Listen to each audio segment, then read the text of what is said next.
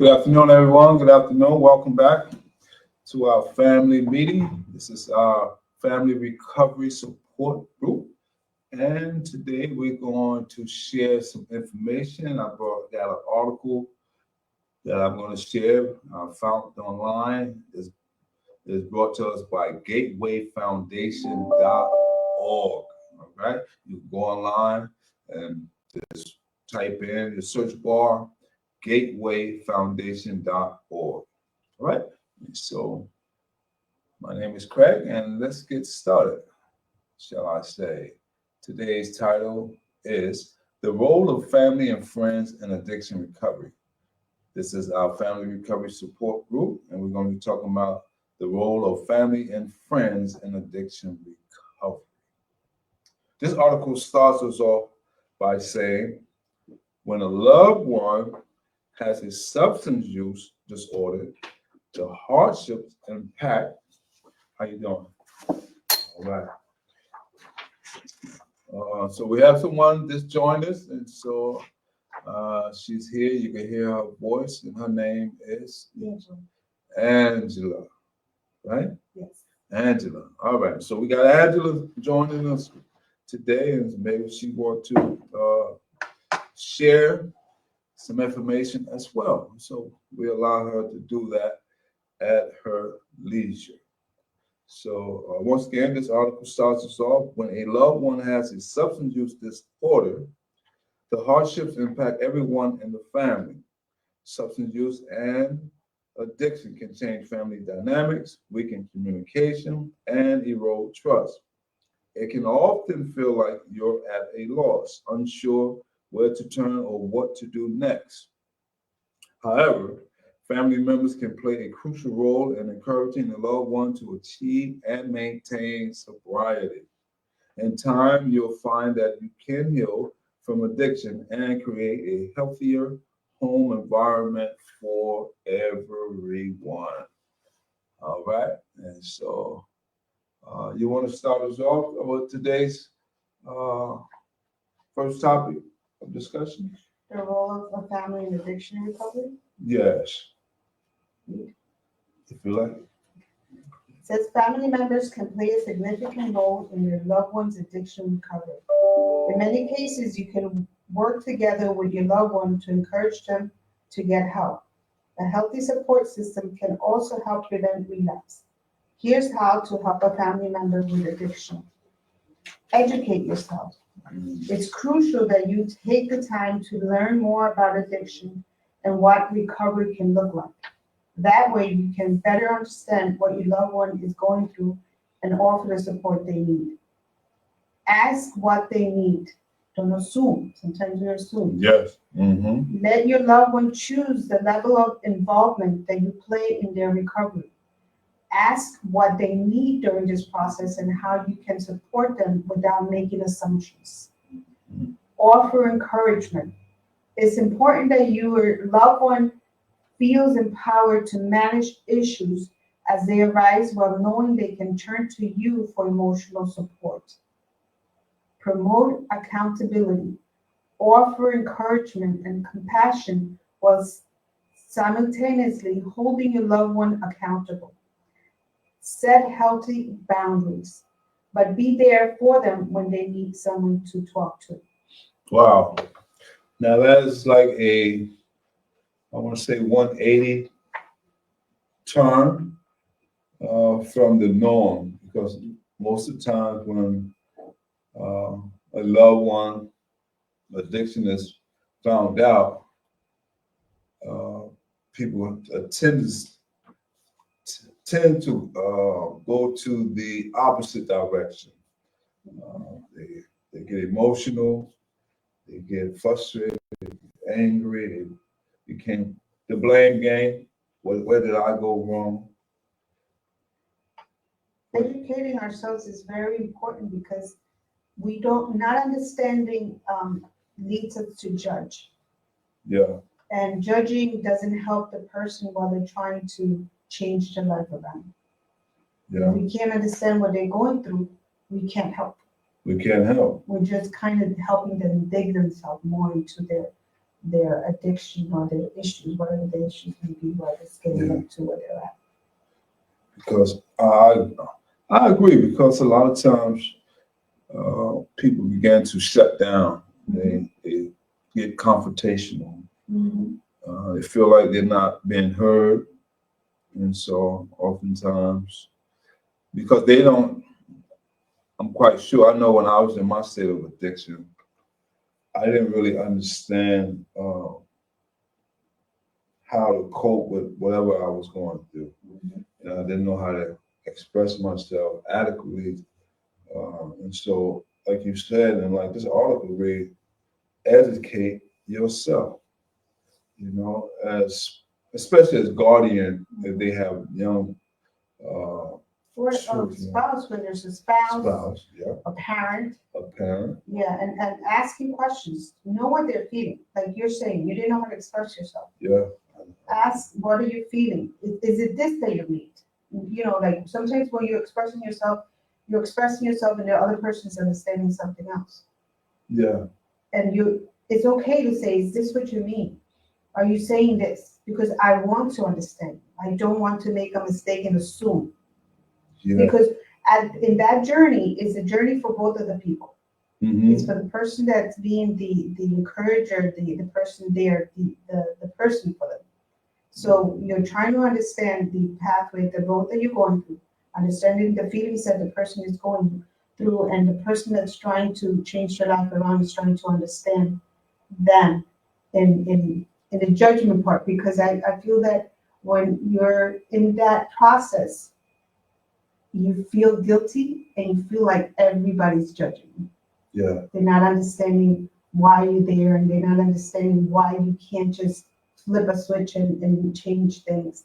Yeah. So you need that person to understand that even you don't understand things that you're going through at that moment. Yeah, absolutely. And so that's why a lot of times we read these articles and we learn through being in the field that professional people is needed to help bring whatever emotion, whatever abandonment, whatever issues that one may be going through, to bring it out, and so that people can be heard effectively. And it's okay not to be okay. Yeah, you know, because we all, I mean, not we all, but most people have went through some type of ordeal in their life. And 9/10 of the time, why people do turn to abusing drugs is because they have experienced through something, or they have people who have prescribed medication who are just really Trying to deal with the pain. trying to deal with the pain. The physical or emotional pain, but still the pain. Yeah, and then, you know, and their intention is not to abuse it, but the pain is so real. Yeah. So thank you for sharing. Thank you for reading. This is some good stuff. I like the last one as well when it said promote accountability. It says, on one hand, offer encouragement and compassion while simultaneously holding your loved ones accountable. Set healthy boundaries, but be there for them when they need someone to talk to. Because it works hand in hand. You can't just say, okay, I understand you, and the behavior is still continuing. Where do we draw the line? Right? Setting boundaries. And that is some healthy boundaries. It's good to let them know when they're doing good. Yeah. Point out the things they're doing good at. But let them know that when you do good, if I'm your friend, if I'm your person, I'm not only going to tell you and applaud you when you're doing good, right, but because I love you and I want you to, you know, go and get better, I'm also going to tell you when you're not doing better. Yeah. That's a good a friend who's going to, you know, give it to you, you know. Family member, a friend, or the person that's going to be there walking that path with you. Yeah. We need people like that, not people who just going to say, go along just to get along. Don't worry about it. While I'm sinking and drowning, you telling me don't worry about it. All right, let's move on to the next topic of discussion, and that is the role of friends in addiction recovery. The importance of friendship in addiction recovery cannot be overstated. A healthy support system can make a significant difference in a person's recovery as well as their overall health and wellness. Here's the role you can play in a friend's addiction recovery. Provide counsel. Friendship fosters a sense of belonging and purpose, boosts happiness, and encourages self-confidence. If you have a friend who struggles with addiction, you can provide valuable support and counsel while they seek treatment. And we're talking about a good friend or friends who's going to promote your well-being. Help them avoid triggers. This is major. You also want to maintain a supportive friendship dynamic after treatment. Understand your friend's unique addiction triggers so you can help them avoid them and prevent relapse. All right. So if I have a friend, as I was reading this, and I know that prior to going into an addiction treatment program, we used to hang out in sport bars, and we know that we may have lunch or we may have dinner there. While we may have drinks. Now that can be a real major trigger for my friend. So if I'm a good friend trying to help my friend become healthier and get well, I would not suggest, hey, let's go to sport bar. Maybe we find another restaurant where they not, or maybe they don't sit at the counter where the drinks are being served. Maybe we can sit on the side. Because I know Applebee's, they have the counter where you can sit and eat your food and drink, and then you have the family side where you can just eat your food and you can refuse it. But yeah, just different avenues. It says help people understand their triggers. Trust the process. Understand that recovery is ongoing, and you must be patient and realistic throughout your friend's treatment. Just offering your emotional support can go a long way in their recovery. Being there, right?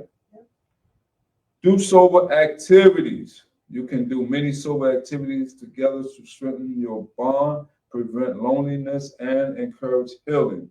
Just a simple invitation to a fitness class or hiking trip can make your friend feel valued and loved. You can meet health goals together and ensure your friend feels supported throughout their recovery. And so a lot of times people may say, oh, we're not having a good time if there's not substances involved, whether drugs or alcohol. I used to be under that notion that I had to have, it's Friday or during the week, if we're going out, going to a movie or to a party, I had to, in my mind, this is my thinking back then was I had to have either drinks or the drugs involved because I thought that would make me feel like the life of the party. Or at one point when I was younger, when I first started using, I'll share this. I didn't really talk to. I got an older brother, and he would try to encourage me to talk to girls. He said, "Man, that girl right there, she's pretty. Go talk to her. That's her name." And I used to be like withdrawn and nah, man, she ain't gonna like me. That type of mindset. And then one day I started drinking beer. Then it started out light, drinking beer, then alcohol. Then I started building my somewhat confident level. And I thought, oh, that's what's the magic. That's what I was missing in order to build. But It's like a shield. still, yeah, it's a facade, right? A shield, like it's not the real me, the real person. It's the alcohol, you know. But it took me through a lot of experiences later on as I got into recovery and I began to, as this article says, do sober activities. I was having so much fun without the alcohol. We'd go to, like me and my wife or people from the church, we'd go to someone's birthday party from the church. And we're just having a good time and laughing and dancing, no drinks, no drugs. And I said, wow, we had a good time. Well, I would say I had a good time, but I was like, I never experienced, not never, but most of my experience was surrounding partying and drinking or drugging. But now I go places and I'm not bored. I'm not depressed. I'm not feeling uh, not hard included. Mhm. You know, I feel like, hey, everything's going well. I didn't drink today. I didn't use drugs today. I pat myself on the back. Because a lot of times when you read these articles, they tell us to celebrate the small, Thanks. the small victories. Yeah, you know, don't wait till you ain't got to wait till you get a year in sobriety. If you did something good and positive, you refrain from alcohol or drink today. Celebrate that. Go get you some ice cream. Yep. You know, Be happy. be happy. Go to the park. Mhm. You know, go to the like. It's an accomplishment. It's an accomplishment. Like we go to Virginia Beach most of the time, at least once a year, and to me, it's like the life of my world. You know, I'm not. Whereas I can go to Cabo right now um, every year, Mhm. but one day. You ever heard of Cabo? Cabo. I think I'm pronouncing it right. I think it's Cabo. And I think it's somewhere in Mexico. But I see the water, I see the pictures, and I say, wow, this must be the new uh, event or happening. All right, so enough of me rambling on. Let's go on to, you want to add something to that? You good? All right, you want to read the next one? Trust the process. It should be on how to support a loved one in treatment. How to support a loved one in treatment. As your loved one begins recovery, you can support them in various ways. Give them space. You don't always have to be there, Smother them. Mhm. Yeah. You want to give your loved one the space they need to focus on their recovery. They will be undergoing the challenging experience of learning to live without substances while addressing the underlying issues that cause the addiction. That way, they can take actionable steps to heal and maintain sobriety. It's like what you were saying earlier about there's things that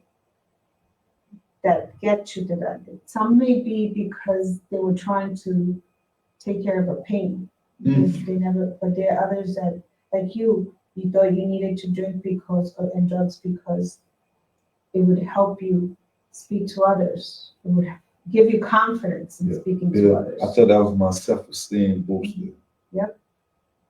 False. So they need to have that space Yeah. so that they could think about what got them there and know that it's something that they have to deal with and face. Self-reflection. Mm-hmm. Yeah. Yeah. Mm-hmm. And then trusted professionals. Mm-hmm. It can be difficult to witness a loved one struggling and entering treatment, but it's best that you let the professionals handle the issues and allow them to create the most effective treatment plan. Mm-hmm. Your part at that moment is to encourage them and be there. Mm-hmm. Then practice self-care. As mentioned, self-care is critical. Remember to spend time with your friends and other family members throughout the course of treatment. Exercise, get proper sleep, and eat balanced, nutritious meals to support your mind and body. You can also use this time to address issues that might have developed over the course of your loved one's addiction by attending therapy sessions of your own. Mm. So it's just not the individual, but the loved one. Yep. Get family therapy sessions of your own, because a lot of times, even in this field of trying to help people, a lot of times we give so much or we may do so much, we can get burnt out. Yeah, you forget about yourself because you're busy taking care of the other person. Yeah. And so that's with addiction, you know, people, parents or spouse or friends or family members, you know, you're running here, you're running there, you're trying to make sure they're eating right, have clothes, bathing, make an appointment, because with that lifestyle, it comes the judicial system, where you may Help, at times they're help too. help. Mhm. That's a big one, Mhm. you know, because there's health issues, whereas people get hospitalized, you know, Mhm. or whatever, you know, there's a lot of issues surrounding the addiction. And a lot of times that person that's there for them feels guilty in taking care of themselves because they feel at that moment they are not important. At that moment, the person trying to lift your family member, encouraging your family member, helping them to get at a place where they can stand up and continue. Yeah, yeah, So they feel guilty and thinking about themselves. yeah. They get sick, like you said, health. You know, you're not sleeping right, you're not eating right. Mhm. And so with that, family members begin to have stomach issues. Mhm. Nervousness. Nervous. You may need to speak to somebody yourself. Yeah. Because you just so involved, you really forget about that person. Wow, wow. And you don't really see You don't see what it. other people see. Mhm. And you don't accept it either. At that moment, while you're taking care of your loved one, if someone comes and tells you you need to take time for you, you may get angry at that person for saying it because it's, what are you talking about? I'm doing what I need to do at this moment. That's right. You know, my loved one is in need and I'm there for them, and it's about them. It's not about me then. And that at that moment you may think it, but you need to take care of yourself so that you can be there for that person. Yeah. And so on the flip side, we have to give them space as well. Mm-hmm. So, you know, let you ponder, you know, what we just discussed. You know. Yeah. I'm not going to keep, you know, belaboring the issue, but think about it. Yeah. There's ways that you can say things that can really change the outcome. You know. That's a lot of times it says your perspective and your perception. You know, what is your perception and what's your perspective of the situation? Mm-hmm. You know, and how you know go about things. But a lot of times when we think poorly, I believe that when we think poorly, we make poor decisions. Yeah, I'm sure. But that's what gets you to where you are, you know, sometimes to the addiction, because we're looking for a cure, we're looking for a way out, we're looking for a numbness, and we choose for it. Yeah, big time. Mm-hmm. Big time, because we just think. I know when I was in my self-absorbed self-absorbed addiction, I didn't really think of my loved one, my family member, my friend. And we used to have this joke. It's a sad, it's kind of sad joke to say, but when I was in my active addiction, and when I used to reflect with other people who was in their addiction, and we would sit around and say, I didn't have a girlfriend. Drugs was my girlfriend. Cocaine or whatever, the drug of choice it was. And that's a sad connotation of equating, something destructive in replace of a relationship. So that was my relationship because that's all I knew. Would it also mean that you're kind of screaming out your loneliness too? Yeah, that's all I sought out there. It really didn't matter about something profound, building a concrete relationship. And then as I look later on in life, get into a relationship. I hope we're not going off course, but when you think about get into a relationship when you don't have adequate experience of how to, or you're not having a role model to emulate how to maintain a strong, positive relationship. Me, myself, I know I fumble a lot, here and there. I'm getting better as time goes on, but it's like, wow, it leaves you in a situation, especially if your other half or your loved one who never used drugs and they, depending on you to be more of a productive person or more of a strong will or the image that they're accustomed to. Because they may have been in relationships in the past, or they may have father figure, mother figure who taught them nice roles of how to maintain a relationship. And so when you have someone who's using drugs and listen to past experience as their representation of how to go about relationship, it can be combative at times. And I hope I'm not going on course, but I'm learning that as relationships. So we're talking about family members that if drug addiction that affects not only the person that is using drugs, but also those who are close to the addicted person, and that person has been affected as well. And so by me going into that spill, I was really just reflecting on how relationships can, because early on we talked about communication. We talked about in the beginning, say substance use and addiction can change family dynamics, weaken communication, and erode trust. And so when there's relationship issues that's involved, whether it's family or friends, and you don't have strong communication, because the first thing when someone says something, you begin to, I know, I'm gonna keep the focus on myself because I can best attest to me. I began to shut down or I may lash out and say things that's totally not conducive to a positive outcome.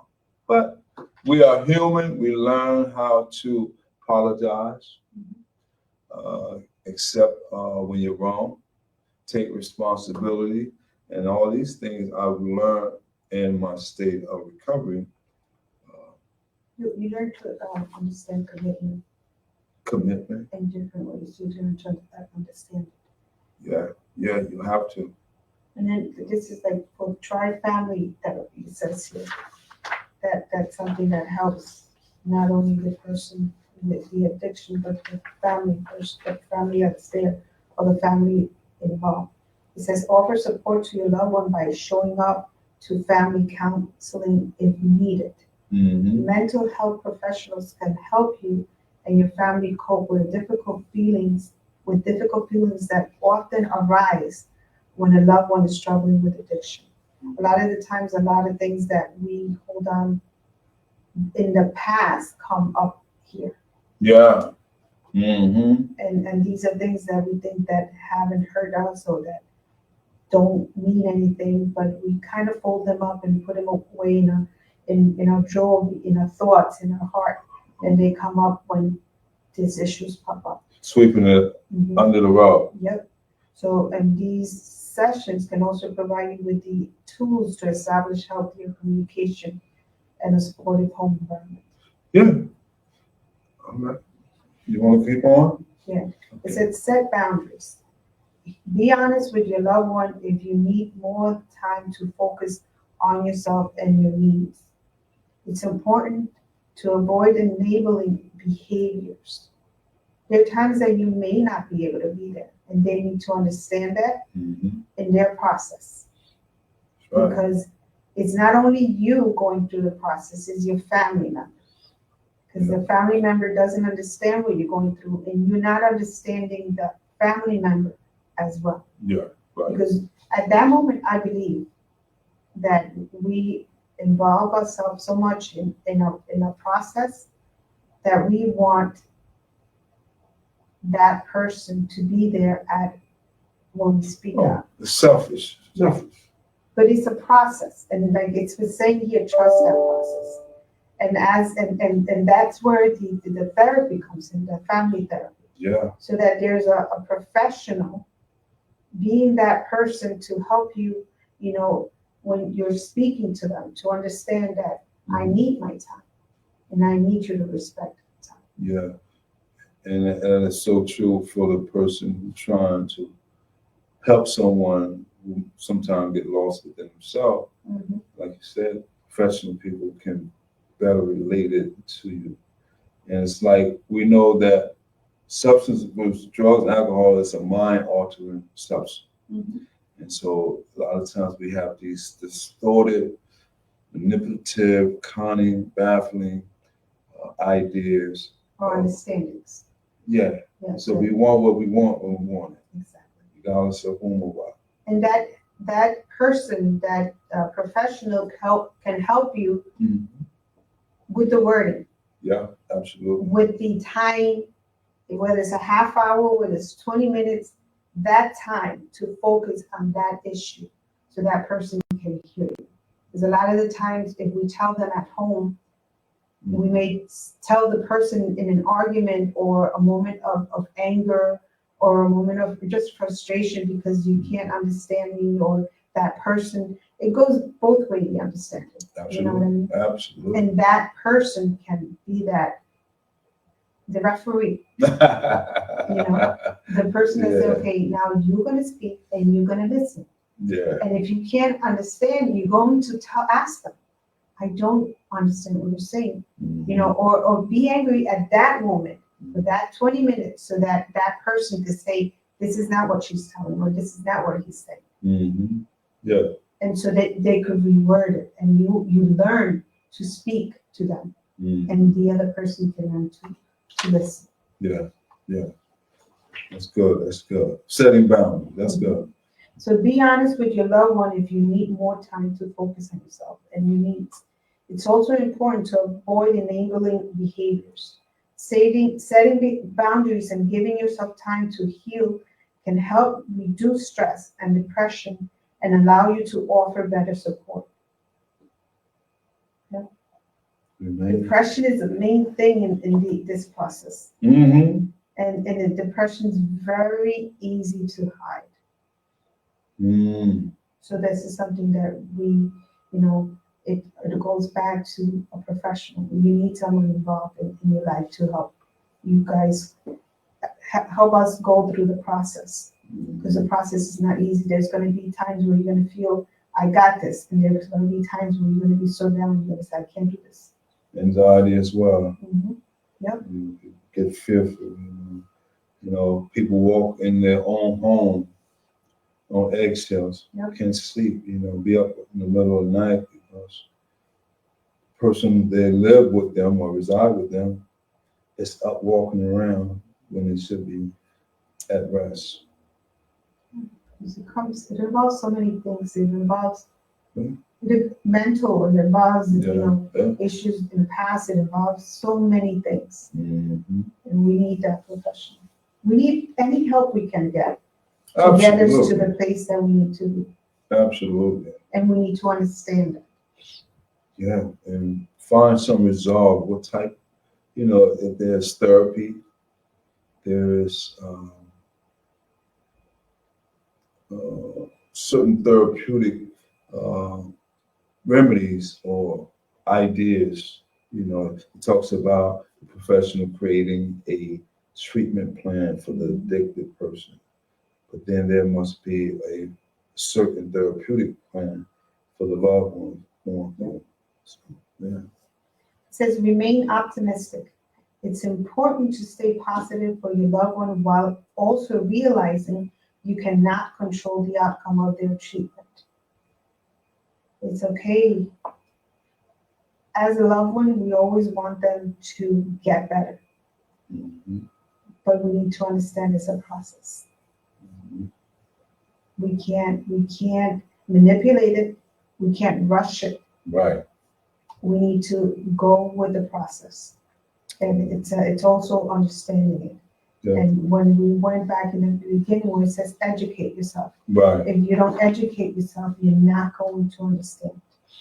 Yeah, and that reminds me of the relapse aspects of it. Mm-hmm. A lot of times family members or friends don't really understand that it's part of the recovery process. People do relapse in their recovery, and one may say, wow, you was doing so well. You let me down. You can't see that's where the education part comes. Mhm. As a loved one, as it's saying here, we have to remain optimistic because they are all we have. Mhm. And they have to know, or we have to know, that they need us. And if we're there, it's because we need them, because we love them, because we want the best for them. Mhm. And the process, as many processes, are not easy. Right. They're not easy. There's, like I said earlier, it's going to be ups and there's going to be downs. And if you love the person, you're going to be there for those times, as you would want, because addiction is not just a pill, a drug. Addiction is many other things, and we need to understand it. Mm-hmm. How you doing, young man? Good. All right. Mm-hmm. Will, that is, right? Yes, sir. How you doing? Yeah, we was just sharing from this article that you just picked up. So It says remain hopeful but realistic throughout the recovery journey, and take things day by day. day by day, we learn that, and when I was in the therapeutic program, uh, getting well, they used to tell us one day at a time. Don't rush the process. These are therapeutic slogans that we, get rid of stinking thinking. All these things I remember because they are true. You can't rush the process. You have to share the information. In order to keep our sobriety, we must give it away freely, and that is by what we're doing here, is sharing not only with one another, but also with the public, those who may be watching this, because it helps myself stay grounded and stay well. Because if I'm able and during my journey to help someone along the way, I feel that I'm doing my job. All right. And so the last but not least, the last part of this article of discussion, and that is the importance of support groups with friends and family members. As your loved one seeks treatment for addiction, support groups can be a vital resource. Here are ways these meetings can help you and your family, heal and move forward. All right. We talking about support group. Addiction in a family can lead to guilt, blame, and other negative feelings that make it tough to move forward. Support groups provide a space for you to release these feelings and focus on healing. You know, where support groups is geared towards being in a setting with like-minded people, those who with the thought with the mindset of getting well, getting better, getting healed, where one can be heard without being judged. Right. So this we call this a non-judgmental uh, environment. Address communication issues. Addiction Addiction is a family, in a family, can also lead to unhealthy family dynamics. Support groups can help address any toxicity or communication issues so you can create a healthy environment for your family, right? And so by being in a recovery support group, you begin to find better tools of how to communicate, better ways to express ourselves. You know, like I was saying earlier in relationship, I may fumble at times or expressing myself, but by being in support group, someone can give me a better idea or approach how could I handle the situation. Instead of being confrontational, I could have just paused and thought about what I'm going to say as opposed to being compulsive and responding, to old ways and habits. Provide understanding and support. Having a friend or family member with addiction can make you feel helpless and lonely.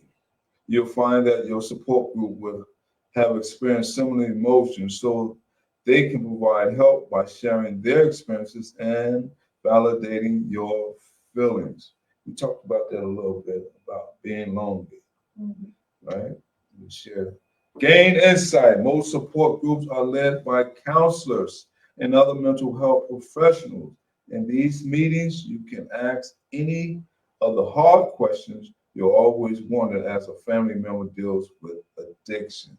So that would really be helpful for both parties, the addicted person, but mainly the family member and friends who don't have an addiction issue, but trying to help their loved ones in the process. Addiction can significantly impact the friends and family members of those affected. However, you can support a loved one in many ways and care for yourself during the process. All right, and so listen, this has been a very informative family meeting that we was able to share about some ideas, about some suggestions. I thank you, Angela, for sharing. Thank you, Will, for coming. Just being here to hear some of the things that we discussed is vital. Is there anything that you want to share?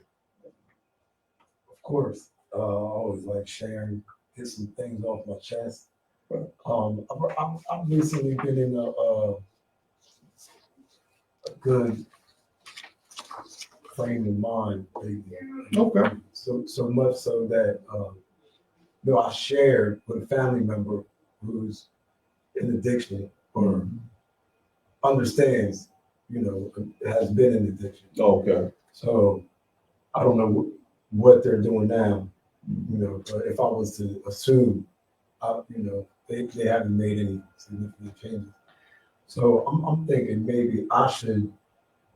I felt like sharing. I felt like getting some things off my chest to shine some light on this individual and express how much of a better mindset I've been in lately. So this person went to another person who's also in my life and was like, because you're not coming around no more, he's saying that he's been, relapse. No, not relapse. So this the person that I'm sharing to, Mhm. I'm just expressing like, broadly speaking, not even about addiction, just being in a good state of mind. Okay. As of recent weeks and months, feeling at ease, feeling at peace. And this person went to another person who's also in my life and just told him, yeah, because you haven't been coming around, he's doing better. Because I get it. I get it. Because it's less stress. Yeah. So this person calls me and was like, what did you tell this person? I was like, listen, I didn't mention no names. I've just been in a happier Peaceful, in a peaceful place. But these two people in the past, they have, addiction or sobriety, in and out of addiction and sobriety. Both have been thorns in my ribs in the past. In the past. Yeah. Oh. So now that I'm like, it's now that I feel as though I'm in a better place, in a good place. Yeah. I've been working on some things. Like, I mentioned to you about even my language. I'm trying to, work on that. I've really been working on some behaviors. Okay, good. My character.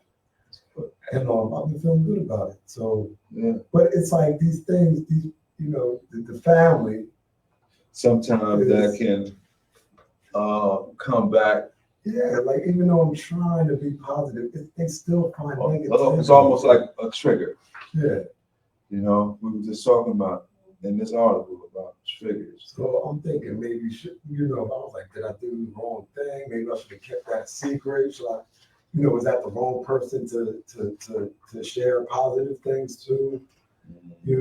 Like to be honest, I feel as though like my surroundings need to change. Okay. That may be true. I'm outgrowing my immediate surroundings. I've been outgrew my surroundings. Right. And I stay like I go to work, home, and I do what I indulge in, which is come here and I go to another place. Surrounding sobriety and recovery. So like that's all I do, and my kids, of course. Well, I'm glad you had a chance to self-reflect. But it's like you stay away from that, and it's like it just comes after you. That's what they call triggers. So that may be a something that you may want to think about. But it's good. It's good that you even could see that. Yeah. It shows that you're not wrong about being in a different place. Because I wasn't going. In the past, I would have explained myself. Like I didn't say that. I probably would have judged this person and said, well, she's just making that up because she's probably high or something. I could have in the past, I could have took it somewhere else, but I paused and I thought about it for a minute. I'm like, everything that I've been doing recently would fall by the wayside if I indulge in that.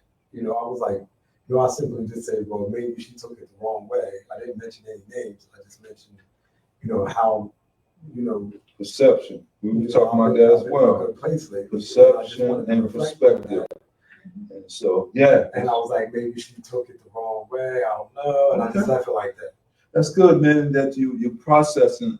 I see that you're processing a lot of things. And it's always good to process and evaluate, do some self-inventory on all of us. We were talking about self-care, and that's part of self-care as well. And so that's it for this week. Thank you for sharing, Will. Thank you for sharing, Angela. And everyone that's watching, take care of yourself, think positive, love on your family and friends, be there for them always. If you can't handle the situation, find some professional people that can be instrumental in the process. Until next time, my name is Craig. So long. Enjoy your day. All right, that was pretty good.